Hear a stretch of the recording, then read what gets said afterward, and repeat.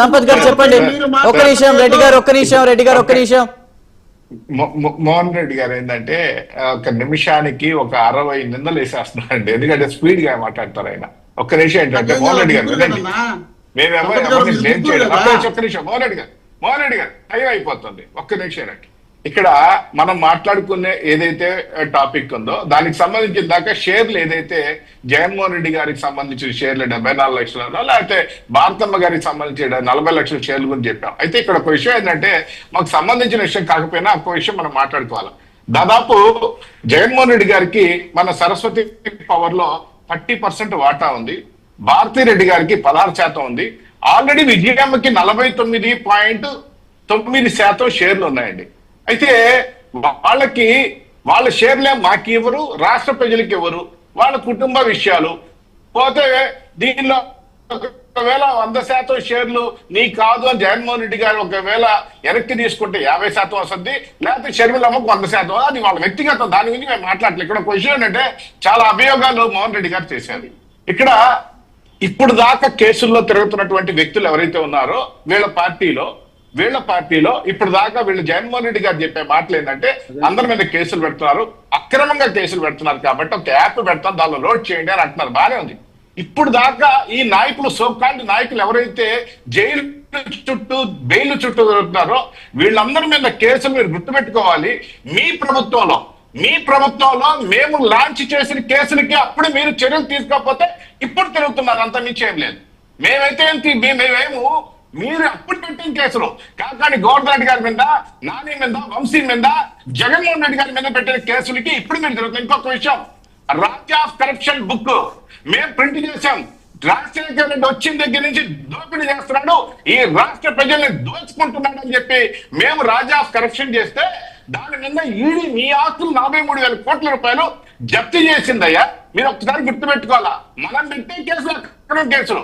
ఈనాడు ఏదైతే మేము చెప్తున్నామో అక్రమ మద్యం కేసు గురించి మాట్లాడుతున్నామో, అక్రమ మద్యం కేసు దారిలో ఎంతెంత పోయింది, ఏ వ్యక్తి నుంచి ఎంతెంత పోయింది, ఏ వ్యక్తి ఎక్కడ కూర్చొని ఎవరెవరితో మాట్లాడుతున్నాడో ఆ వ్యక్తులు ఏళ్లన్నీ కూడా ఒకే ఇంటి వైపు, ఆ వీధులన్నీ ఒకే ఇంటి వైపు చూపిస్తుంటే ఆఖరికి ఎవరైతే మీ బాస్ ఉన్నాడో భయపడి ఈ రోజు రేపు అరెస్ట్ చేస్తారు, నేను తప్పు చేశానని చెప్పి మీ బాస్ అనుకుంటే, మీ బాస్ గాని బాసు సకల మంత్రి గతంలో ఉన్నటువంటి సజ్జల రామకృష్ణారెడ్డి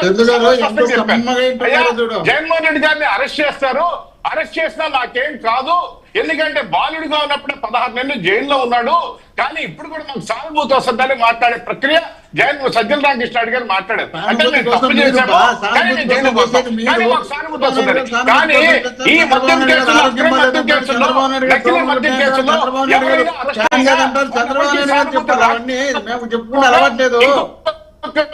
మాకు అలవాటు సానుభూతి అలవాటు లేదు. మేము రాజశేఖర గారి పేరు చెప్పకుండా కూడా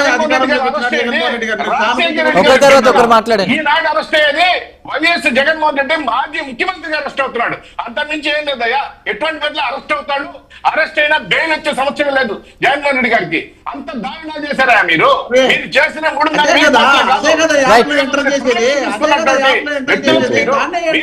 సంపత్ గారు ప్లీజ్. మోహన్ గారు ఒక నిమిషం ప్లీజ్. నాయకుల వరకు ఇప్పుడు అవినీతికి పాల్పంటున్నారు.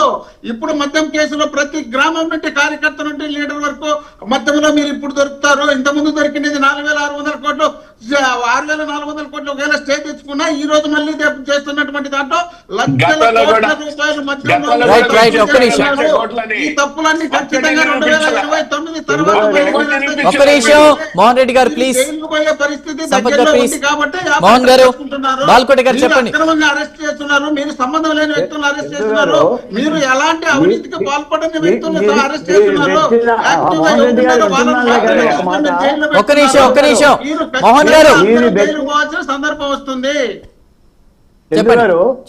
మీరు పెట్టిన డిబేట్ అంశమే, దాని పేరే అమ్మపై విజయం. అమ్మపై ఎవరి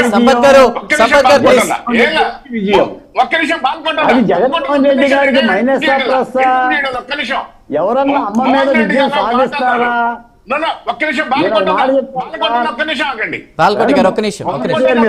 మాట చెప్తాను. నేను అడగలను. ఒక్క నిమిషం బాలకోటే గారు, సంపత్ గారు ఏదో చెప్తా పోటీ అంటున్నారు. పడుతున్నారు. అనుకుంటున్నా. నువ్వు సరిగా ఒక్క తిట్టావు, నిమిషం నేను బాగా బాగుంటుందా? తిడతాను, నువ్వు ఇక్కడ- తిట్టావు, నేను తిడతానని ఇక్కడ పోటీ ఒక పడి విషయం తిట్టాను ఏంటంటే కాబట్టి.